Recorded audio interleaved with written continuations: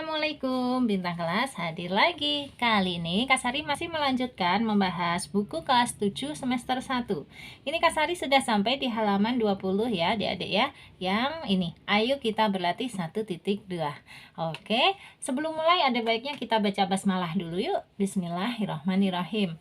Bagian A, soal pilihan ganda. Nomor 1, 692 ditambah 207 hasilnya lebih dekat dengan A. 600 tambah 200, B. 700 tambah 200, C. 700 tambah 300, D. 900 tambah 200.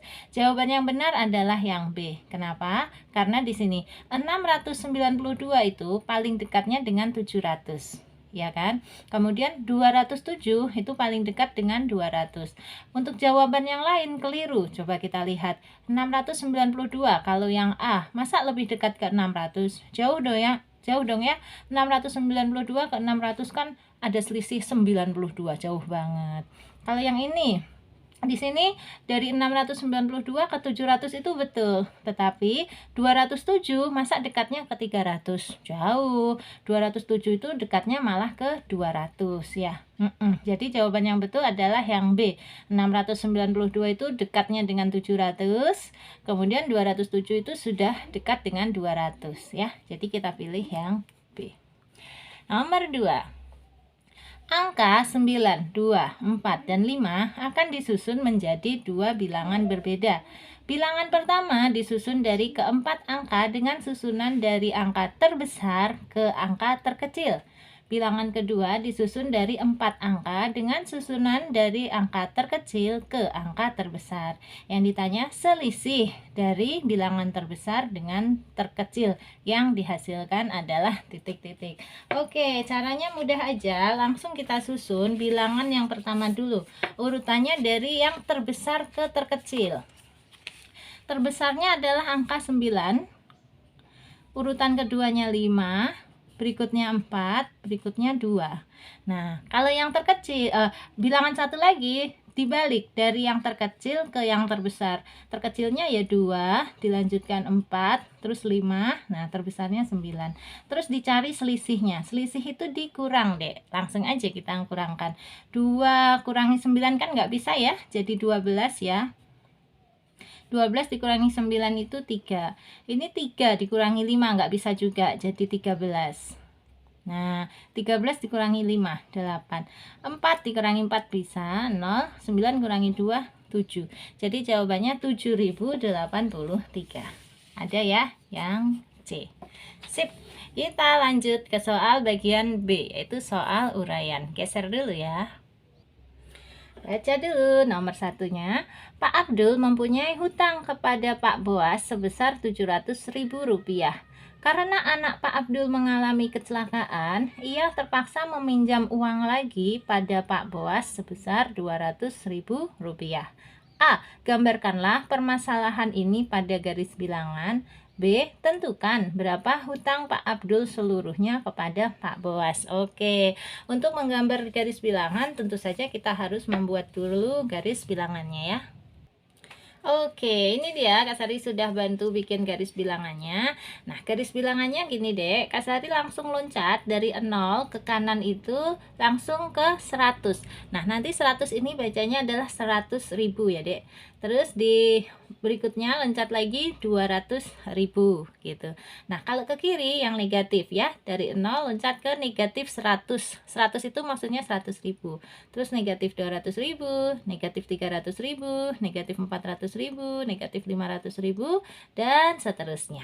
Oke, sekarang kita buat garis bilangan untuk permasalahan Pak Abdul ini. Pak Abdul mempunyai hutangnya sebesar Rp700.000.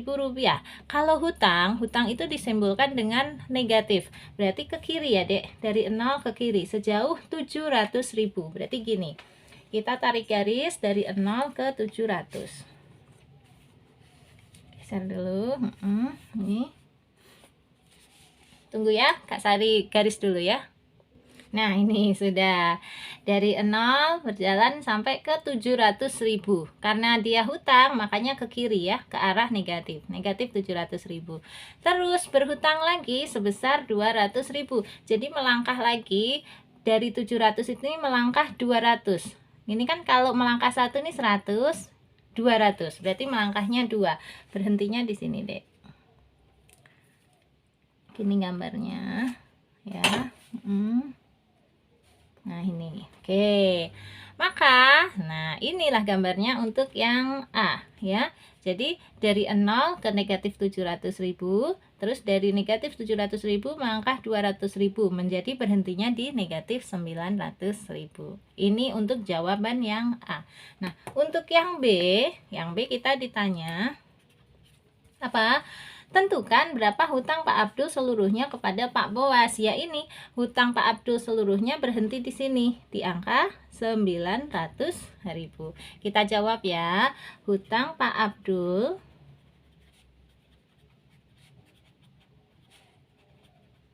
pada Pak Boas sebesar Rp 900.000. Nah, gitu. Kalau menulis 900.000 rupiah, kita nggak usah pakai tanda negatif. Kenapa? Karena di sini sudah menggunakan kata-kata hutang. Nah, hutang itu kalau digambar garis bilangan memang negatif, tetapi kalau menuliskannya gini nggak usah pakai tanda negatif. Jadi gini aja ya, hutang Pak Abdul pada Pak Boas sebesar 900.000 rupiah. Selesai. Sip? Bisa ya? Bisa. Lanjut ke soal nomor 2. Baca dulu. Seorang turis di Selat Sunda melihat seekor ikan lumba-lumba meloncat sampai 4 meter di atas permukaan laut. Kemudian ikan tersebut kembali ke laut menyelam sampai 9 meter di bawah permukaan laut. A. Gambarlah pada garis bilangan posisi ikan lumba-lumba dari mulai meloncat sampai menyelam lagi. B. Tentukan selisih ketinggian meloncat dan kedalaman menyelam ikan lumba-lumba tersebut. Oke, kita gambar garis bilangannya dulu. Oke, ini dia garis bilangannya, Dek ya. Ini 0, nanti ke sebelah kanan itu positif, ke sebelah kiri negatif. Nah, tetapi karena di sini ceritanya adalah melompat dari permukaan laut, melompat itu kan ke atas ke bawah ya, Dek ya. Nah, makanya di sini garis bilangan yang tadinya bentuknya horizontal begini Kak Sari rubah menjadi vertikal. Nah, ke atas ke bawah. Sama aja, yang ke atasnya yang positif ya, Dek. Gini nulisnya, ini 1, 2, 3, 4, 5 dan seterusnya. Ke bawahnya negatif. Negatif 1, negatif 2, negatif 3, negatif 4, negatif 5, negatif 6 dan seterusnya ya, Dek ya. Pokoknya kalau ke atas itu yang positif, ke bawah itu yang negatif dan seterusnya. Oke. Nah, sekarang kita lihat tadinya kan ikan lumba-lumbanya itu meloncat sampai 4 meter di atas permukaan laut. Berarti awalnya ikan lumba-lumbanya itu ada di sini. Terus meloncat 4 meter di atas. Nah, di atas berarti ke yang positif ini. Sejauh 4 meter. Kita gambar, ini dia ya. Dari sini startnya sampai ke 4 meter. Nih, panjangnya 4 meter gitu. Kemudian dari sini dia meloncat lagi kembali ke laut menyelam sampai 9 meter di bawah permukaan laut. Oke, 9 meter di bawah permukaan laut. Kan permukaan lautnya itu 0. 9 meter di bawahnya itu berarti ya negatif 9. Jadi dari sini ke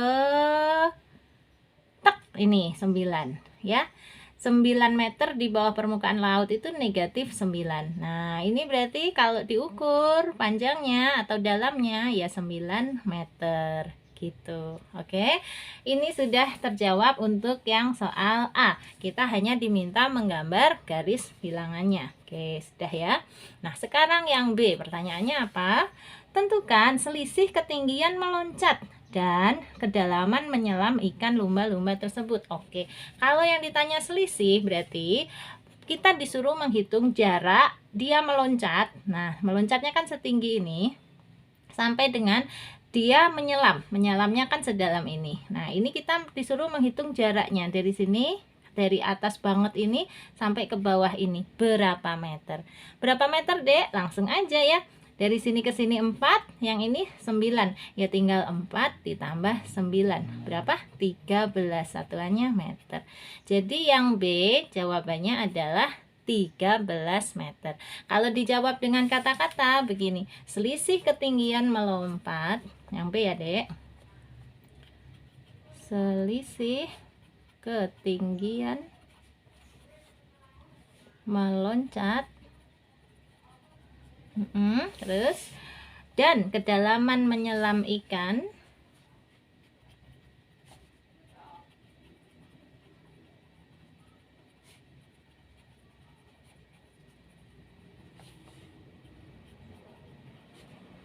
lumba-lumba tersebut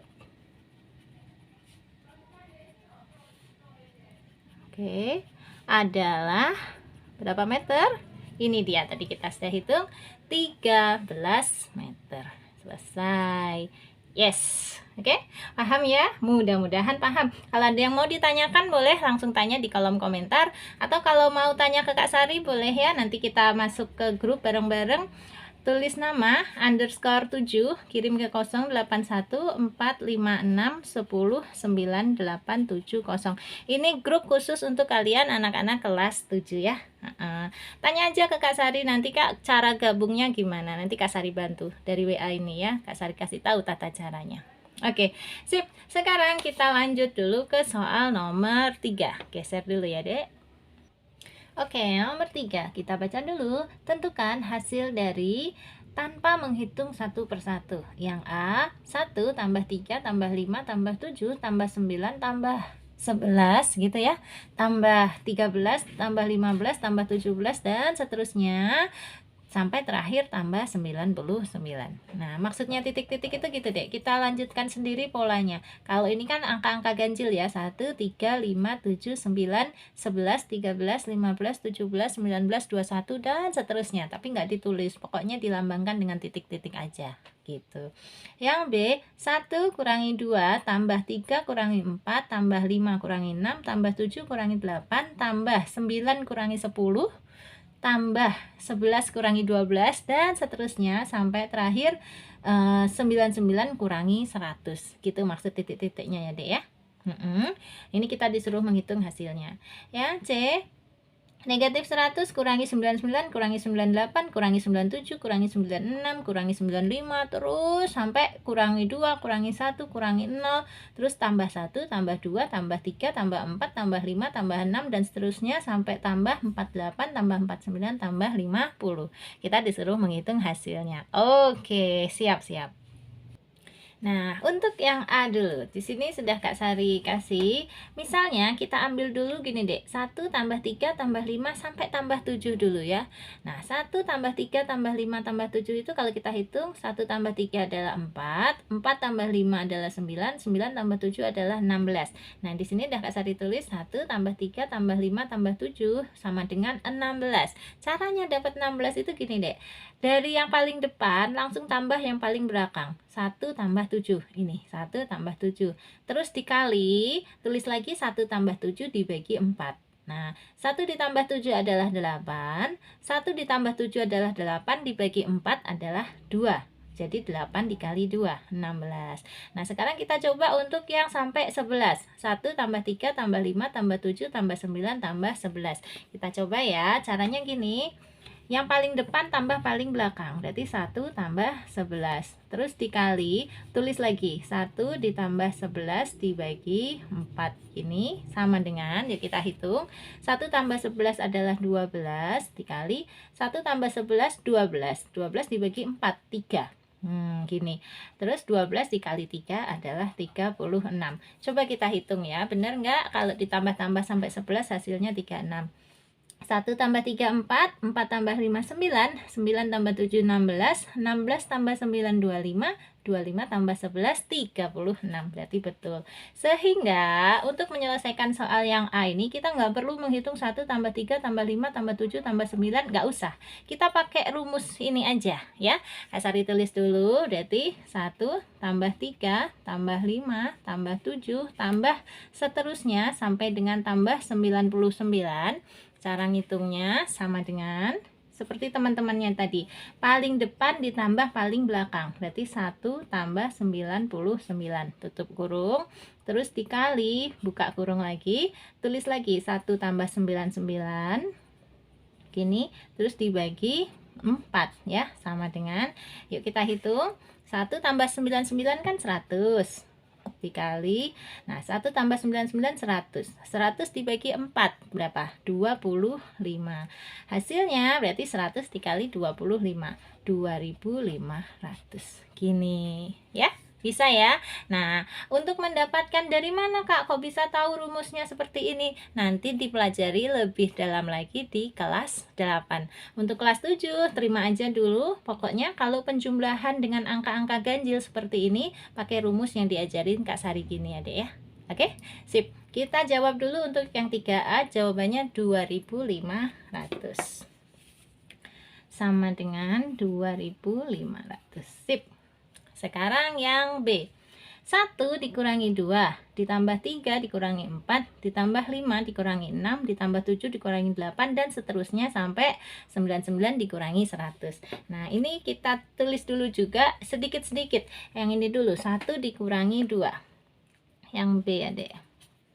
Oke, di sini kalau Kak Sari tuliskan ya, 1 dikurangi 2 berapa, Dek? Negatif 1. Selanjutnya 3 dikurangi 4. Oke, 3 dikurangi 4 juga negatif 1, ya kan? Lanjutnya lagi, 5 dikurangi 6. 5 dikurangi 6 juga negatif 1.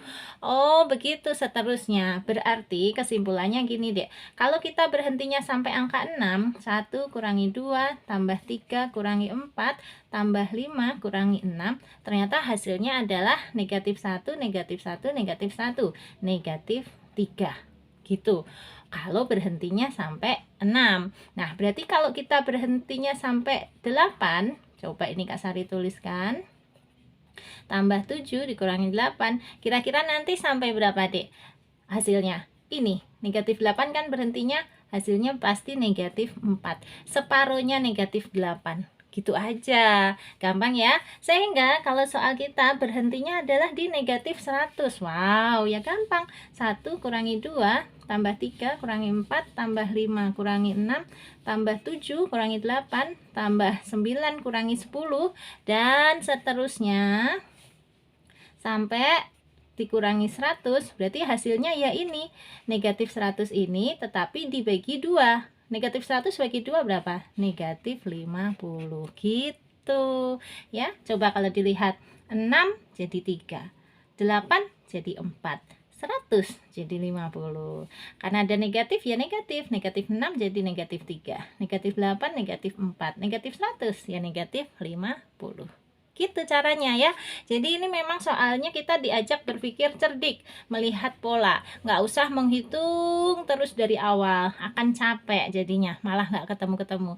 Jadi kita pelajari dulu polanya yang awal-awal, yang sedikit-sedikit, terus kita simpulkan, oh caranya begitu. Oke, ya lagi-lagi ini nanti dipelajari lebih dalam di kelas 8. Oke, kalau kelas 7 terima aja dulu, ini sambil dipelajari cara penjelasannya dari Kak Sari ini ya. Yuk kita pindahkan yang B, jawabannya negatif 50. Sama dengan negatif 50. Sip. Sekarang yang C, negatif 100 dikurangi 99 kurangi 98 dikurangi seterusnya, dikurangi 2 kurangi 1 kurangi 0 tambah 1 tambah 2 tambah 3 tambah 4 tambah sampai seterusnya 50. Hasilnya sama dengan berapa? Lagi-lagi kita pelajari dulu polanya ya, Dek ya. Ini kalau Kak Sari tuliskan untuk yang nomor 3C. Nah, di sini kan awalnya negatif 100. Oke, terus diikuti negatif 99, negatif 98 dan seterusnya. Sampai nanti dikurangi ya. Berapapun gitu, terus terakhir dikurangi dikurangi 51. Ini yang Kak Sari simpen. Kenapa? Karena mulai dari negatif 50, nih kalau Kak Sari tulis di sini, kurangi 49, kurangi 48, kurangi 47, seterusnya sampai kurangi 2, kurangi 1, kurangi 0, tambah 1, tambah 2, tambah 3, sampai dengan tambah seterusnya, terakhir tambah 50. Ini kita hitung tersendiri, gini caranya, Dek. Negatif 50 ditambah 50 itu habis, ya. Negatif 49 itu ditambahnya dengan positif 49 juga habis. Nah, negatif 48 itu ditambahnya juga sebelumnya 49 ini, 48 habis juga. Jadi ini nanti semuanya habis ya. Negatif 2 ditambah 2 habis. Negatif 1 ditambah 1 juga habis. Jadi ini nanti kalau dijumlahkan semua hasilnya adalah 0 karena habis. Nah, berarti yang harus kita jumlahkan hanya yang ini. Negatif 100 kurangi 99, kurangi 98, kurangi 97, kurangi 96, sampai terakhir kurangi 51. Ini hasilnya berapa? Gitu ya. Nah, sekarang Kak Sari ajarin cara menghitungnya ini. Oke, cara ngitungnya gini deh. Kita langsung hitung yang paling depan ditambah paling belakang. Negatif 100 ditambah dengan negatif 51. Kalau ditambah itu tambahnya boleh nggak usah ditulis ya. Negatif 100 digabung dengan negatif 51. Hasilnya adalah negatif 151. Berikutnya negatif 99 ini kita gabungkan dengan angka sebelum negatif 51. Berapa? Negatif 52. Kalau kita hitung negatif 99 digabung dengan negatif 52, hasilnya juga negatif 151. Oh, berarti semuanya kalau dijumlah paling depan dengan paling belakang adalah negatif 151. Ya udah, berarti nanti hasilnya adalah negatif 151. Tetapi dikali dengan, nah berapa pasang? Kalau dari angka 100 berakhirnya di 51 terus dipasangkan dua-dua gitu, jadi sepasang-sepasang gini ya, itu nanti akan terbentuk 25 pasang. Jadi totalnya tinggal kita hitung ini, negatif 151 dikali 25. Berapa dek? Kita hitung di sini ya, 151 kali 25. 1 kali 55, 5 kali 5 25, 1 kali 55 tambah 2 7. Terus 2 kali 1 2, 2 kali 5 10, 2 kali 1 2 tambah 1 3. Dijumlah 5 7 7 3. Ada negatifnya ya. Nanti negatif 3775. Ini jawabannya untuk nomor 3C. Ya, oke. Ini tadi jelas ya dek ya. Ini yang dicoret-coretnya negatif 50 dicoret dengan 50. Negatif 49 dicoretnya dengan positif 49. Negatif 48 dicoretnya dengan positif 48. Nanti negatif 47 dicoretnya dengan positif 47 gitu. Jelas ya kenapa hasilnya makanya jadinya 0. Oke, terus kalau menghitung yang ini dia tadi caranya ya. Negatif 151 dikali dengan 25 pasang. Hasil akhirnya adalah negatif 3775. Oke, yuk kita pindahkan nomor 3C, negatif 3775. Yes. Lanjut ke nomor 4. Baca dulu. Edward ingin membuat katrol timba air. Ketinggian katrol 2 meter di atas permukaan tanah dan permukaan air 3 meter di bawah permukaan tanah. Berapa panjang tali dari permukaan air ke katrol? Nah, ini enaknya kita gambarkan dulu garis bilangannya. Tapi garis bilangannya itu seperti yang nomor 2 tadi ya, Dek. Yang atas bawah, bukan yang ke kiri ke kanan ya. Kak Sari bantu bikin. Oke, ini sudah Kak Sari buat garis bilangannya ya, ke atas ke bawah. Ini titik 0 di sini, ini dianggap permukaan tanah ya dek ya. Kemudian yang ke atas nanti positif, ke bawah adalah negatif. Kita baca, katrolnya tadi ketinggiannya adalah 2 meter di atas permukaan tanah. Berarti 2 meter di atas permukaan tanah. Ini permukaan tanahnya, ini 1 meter, ini 2 meter. Oh, berarti katrolnya di sini. Ini katrol. Kemudian sekarang ketinggian airnya. Dan permukaan air 3 meter di bawah permukaan tanah ya. 3 meter di bawah permukaan tanah. Ini permukaan tanahnya terus 3 meter di bawahnya. Berarti di sini negatif 1, negatif 2, negatif 3. Ini di sini. Ini permukaan airnya. Oke. Dah. Yang ditanya adalah berapa panjang tali dari permukaan air ke katrol? Dari permukaan air ke katrol. Permukaan air itu di sini, katrol di sana. Berarti kita harus menghitung panjang talinya di sini, sepanjang ini. Berapa dong, Dek? Ya udah kita lihat aja. Dari sini ke sini kan ini ya, 2 meter. Nah, dari permukaan ini ke bawah 3 meter. Jadi totalnya berapa meter? 2 meter tambah 3 meter adalah 5 meter. Yes, kita jawab ya. Panjang tali dari permukaan air ke katrol adalah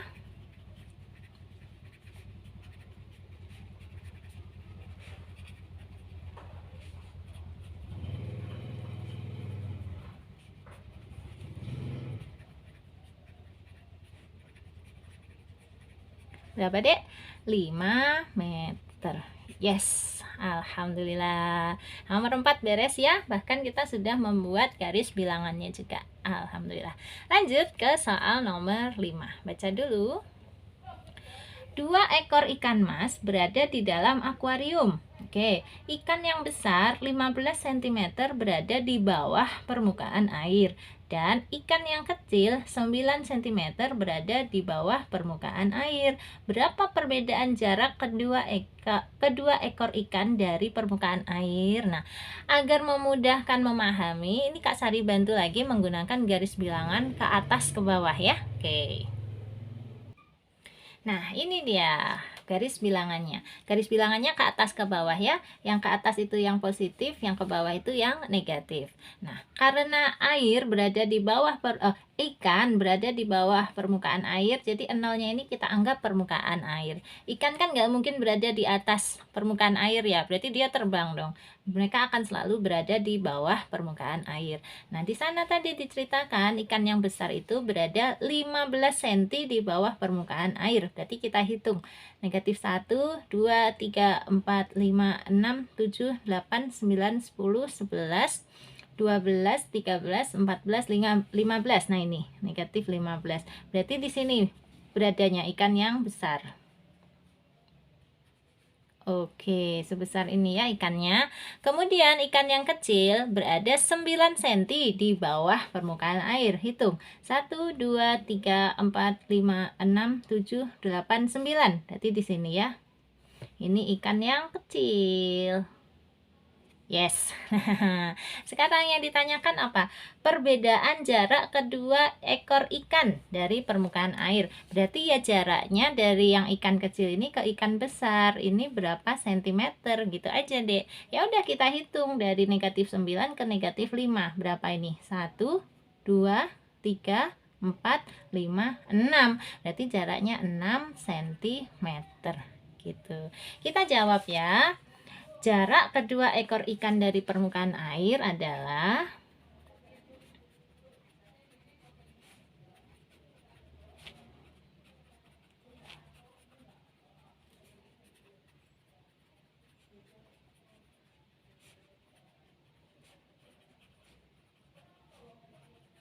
Oke, sebentar. Sambil Kak Sari nulis gini, Kak Sari dapat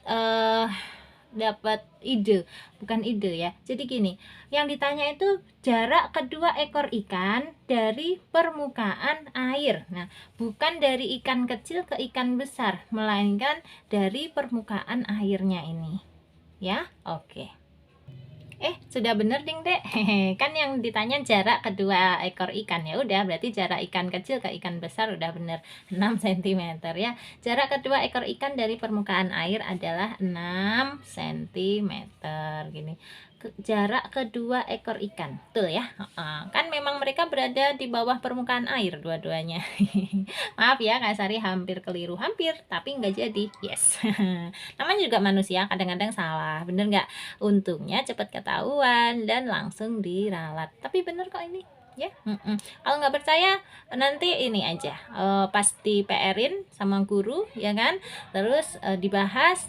Insya Allah jawaban gurunya juga pasti 6 cm gitu ya.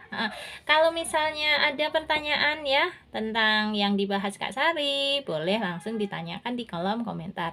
Atau kalau pertanyaannya itu di luar buku paket ini, misalnya dari LKS atau dari PR dari guru ya, boleh ditanyakan ke Kak Sari lewat grup WA. Nanti di sana grup itu berisi teman-teman anak-anak kelas 7 SMP ya dari seluruh Indonesia. Jadi kita belajar bareng di sana. Tadi udah nyatet nomor WA-nya Kak Sari ya. Di 081 456 10 9870. Langsung aja tanya, "Kak, aku mau gabung di grup kelas 7. Caranya gimana?" gitu ya. Nanti akan Kak Sari bantu. Baik, Kak Sari sudahi dulu video ya ini. Nah, untuk halaman 21 nomor 6 sampai nomor 11-nya akan Kak Sari bahas di video yang lain. Terima kasih, selamat belajar ya Adik-adik ya. Kalau kamu suka sama videonya Kak Sari ini, boleh di-like, di-komen, dan di-subscribe.